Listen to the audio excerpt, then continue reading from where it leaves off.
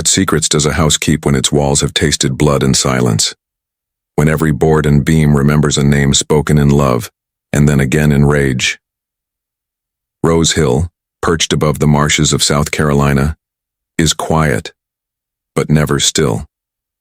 On summer nights, the river hums like a warning, and the cicadas thrum in the trees as if trying to drown out the memories that linger within its walls. The house breathes with a patience that only old houses know, waiting for someone, anyone, to ask the right question. But no one ever does. Not out loud. It began with whispers, with a widow too proud for mourning and a man too steady to show fear. Catherine Mallory, sharp-eyed and iron-willed, wore her grief like a veil of smoke, something you could almost see through but never quite touch. Josiah, the man who worked closest to the house, carried himself with a quiet that unsettled those who thought they understood power. When their eyes met in the dim light of the hallway, there were no words, only a weight that pressed against the air itself. But love, if that is what you can call something born of chains and imbalance, does not grow clean in a place like Rose Hill. It festers, it rots. And in that rot, something else begins to bloom. Anger, sharp and patient. Some said the house was cursed long before the summer of 1795, that it swallowed kindness and spit out ruin. Others believed the land itself carried the burden, that the marsh and the river conspired with the walls to keep the cycle of power and pain turning. Whatever the truth, the story of Lady Catherine and Josiah is one that the house never stopped telling. Even now, if you stand in the upstairs hallway when the moonlight spills just right, you might hear it. The faint click of a watch that stopped ticking on the night she died, and the whisper of steps that never quite reached the door. Because this is not just a story of violence. It is a story of waiting, of a man biding his time, of a house holding its breath, and of a night when all that silence finally broke. But before that night, before the rope, before the stillness, there were days filled with shadows and small betrayals. And if you listen closely, you can still hear them, echoing through the halls of Rose Hill. The house remembers, and it will not let you forget. In the autumn of 1795, Rose Hill stood like a sentinel over the marshes, its whitewashed walls glowing against the fading light. From a distance it looked pristine, columns straight and proud, shutters polished to a quiet sheen, but up close the cracks were beginning to show.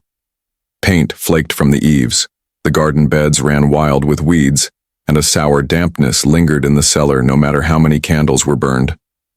It was a house that wore elegance like a mask, and beneath that mask something darker festered. Catherine Mallory moved through its corridors like a queen surveying her kingdom. Newly widowed, she had shed the trappings of grief quickly, discarding black veils for sharp silks. Her mourning as efficient as it was brief. Servants lowered their eyes when she entered a room, not out of respect but out of fear. She had a way of taking the air with her when she walked in, a silence so sharp it cut through whispers before they could form. Josiah worked closest to the house, tending to the barrels and the locks, mending the small things that kept Rose Hill from collapsing into ruin. He was steady, quiet, a man who measured his words like coins and rarely spent more than he needed. But there was something in his stillness that unsettled Catherine. It wasn't defiance exactly, but it wasn't obedience either. It was something that made her take notice. At first their exchanges were brief, orders given, tasks acknowledged. But over time, the silences between those words began to fill with something heavier. When their paths crossed in the narrow hallways or by the garden steps, their eyes lingered longer than they should have. It was never spoken, but it didn't need to be. The house felt it, the servants sensed it, and the walls, old and patient, absorbed every glance like they were keeping score. For Josiah, those moments were complicated. He understood what it meant to be near her, what it meant to be seen by her. Favor in a house like Rose Hill was a rope, a lifeline in one hand, a noose in the other. Catherine's attention could lift you up, but it could just as easily drag you down, and yet she kept him close, closer than anyone else. The others, watched in silence, but silence can be its own form of accusation. Rumors began to stir, soft as the rustle of marsh grass at night. Some said Catherine had gone mad with grief and loneliness. Others whispered that Josiah was playing a dangerous game he couldn't possibly win. No one dared to speak the truth, aloud. But everyone knew the balance of power in that house had begun to tilt. Rose Hill held its breath, waiting. It knew, in the way old houses always know, that something was coming. And when it came, it would not be quiet. By the turn of winter, Catherine's attention had sharpened into something dangerous. What had begun as a fascination grew into possession, and possession into paranoia. She began watching Josiah the way a hawk studies the field, not with curiosity but with a cold, predatory patience.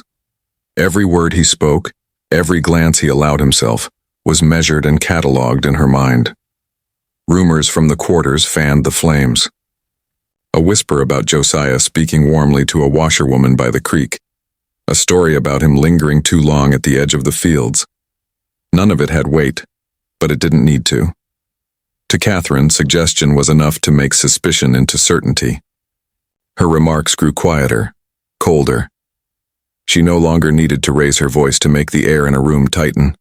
Her veiled threats were draped in false sweetness.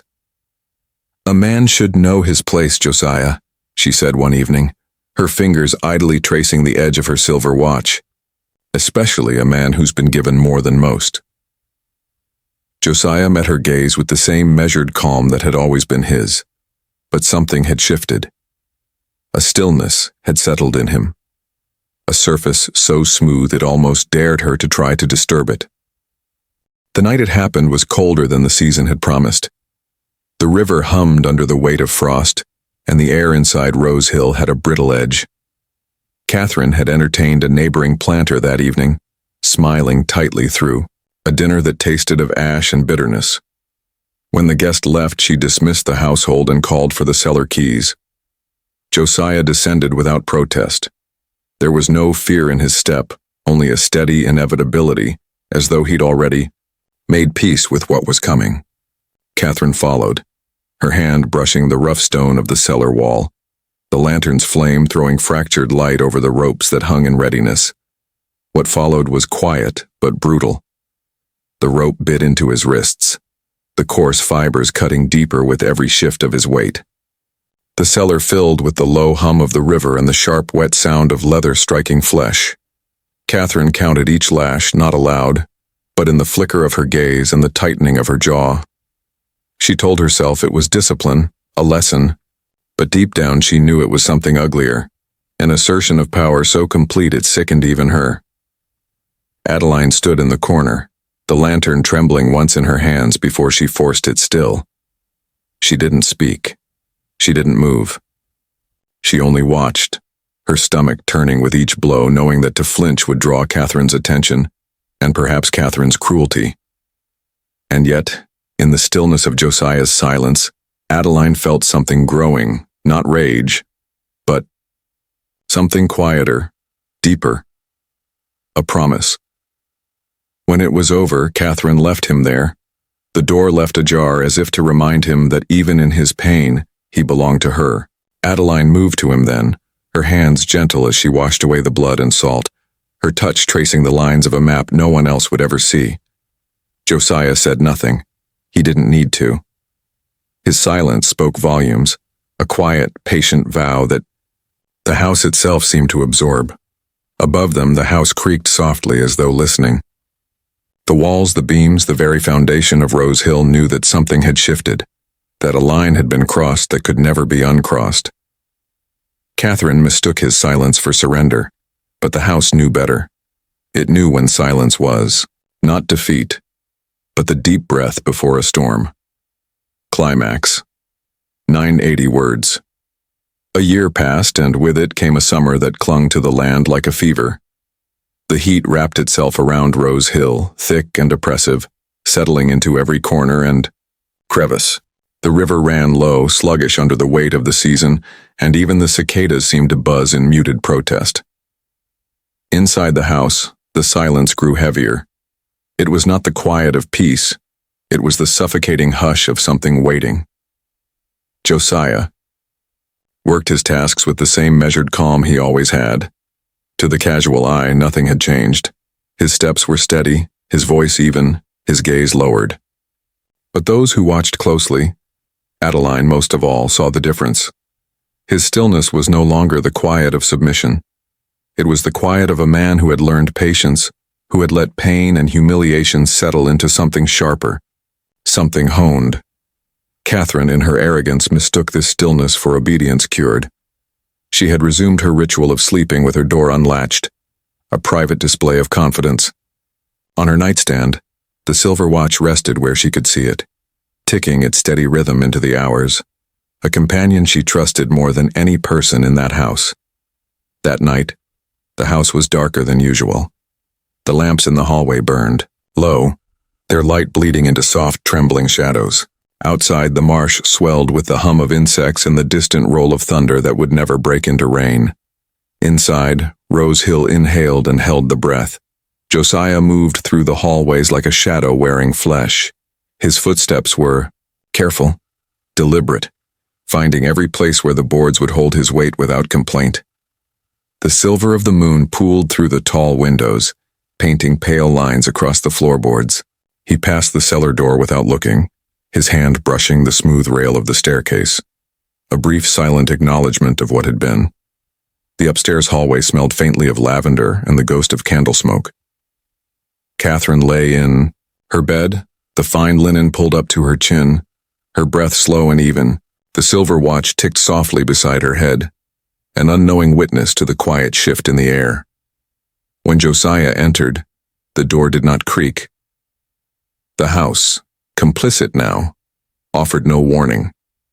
He crossed the room with the same patience that had carried him through a year of silence. There was no tremor in his hands, no quickness in his breath. This was not the frenzy of rage. This was the inevitability of a tide reaching the shore. The weight of him on the bed stirred her from sleep, but only barely. Her eyes fluttered open, confusion sparking but not fully forming into fear. His hand found her throat, firm but not cruel, and in that instant she understood. Understood the quiet, understood the waiting, understood the storm she had invited. The watch ticked once, twice, and then fell still, its mechanism arrested. In the thick summer air, the house for the first time in a year exhaled. There were no words, none were needed. Her struggles were brief, muted by the same oppressive heat that seemed to choke the house itself. And then there was only stillness, an absence so complete it seemed to ring in the air.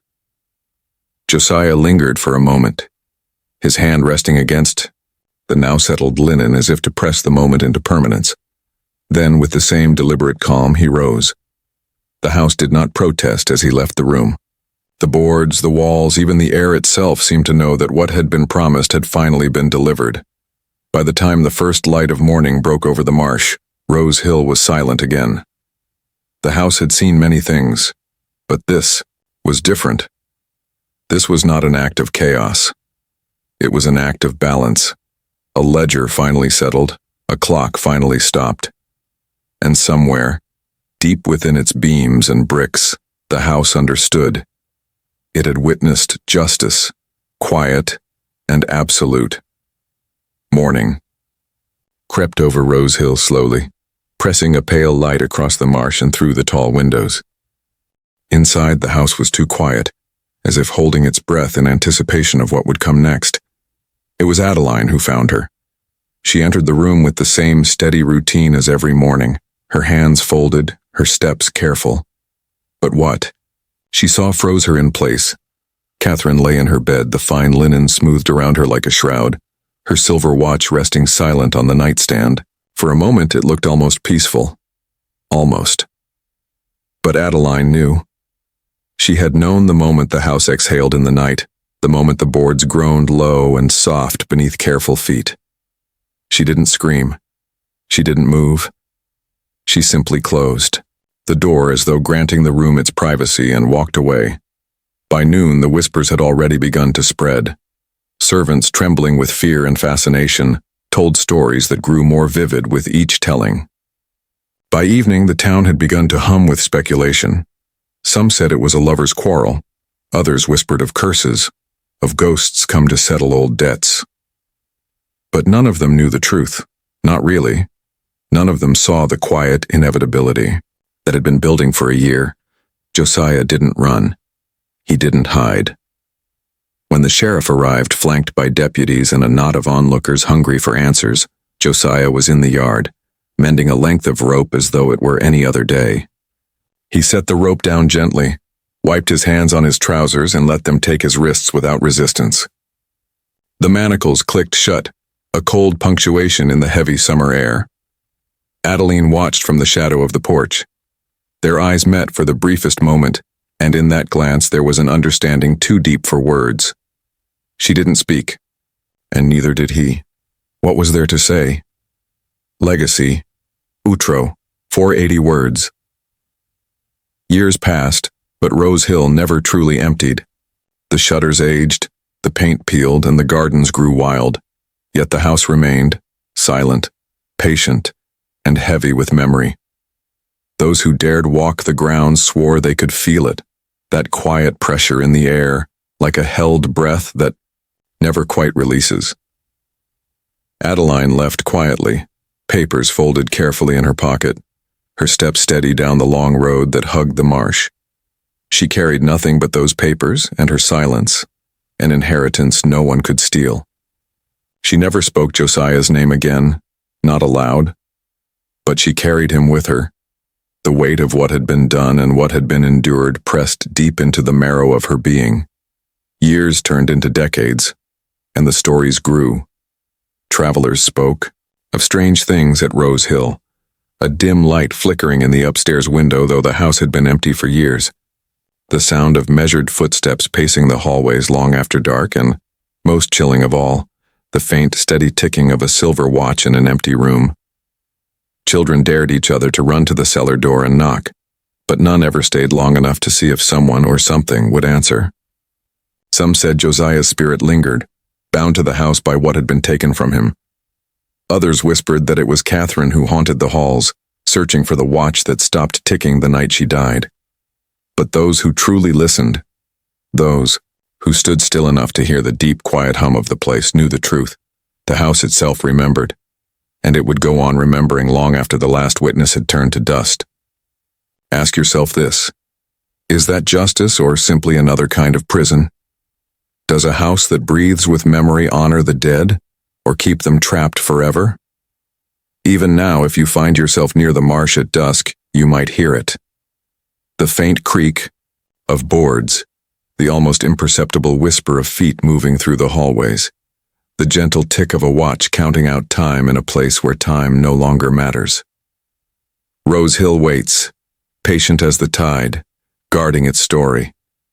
A story of love warped by power, of silence sharpened into vengeance, of a night when a man claimed his own ending with a hand as steady as the river below, and somewhere, if you dare to stand still and listen, you may hear the house breathing. Quiet, steady, eternal, keeping time that no clock can measure. The trial was swift, almost perfunctory. A black man accused of killing a white mistress in 1795 had little hope of mercy. But Josiah faced it all, every whispered accusation, every pointed finger, with a stillness that unsettled even his accusers. When the day of the execution came, the town gathered in the square. It was a spectacle, as much entertainment as punishment. The gallows loomed stark against the blazing sky, the rope swaying gently in the hot wind. As they led Josiah to the platform, the crowd murmured, their voices a mixture of awe, fear, and something like respect. He didn't flinch.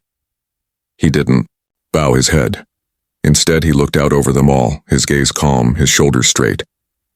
When the hangman asked if he had any last words, Josiah said nothing. There was nothing left to say. The trapdoor fell and the rope snapped taut. A gasp rippled through the crowd, sharp and involuntary. Then silence.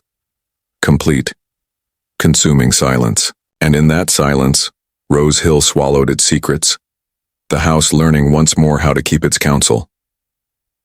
Ask yourself, would you have done the same? Or would you have waited, year after year, until silence itself became the sharpest blade you could wield.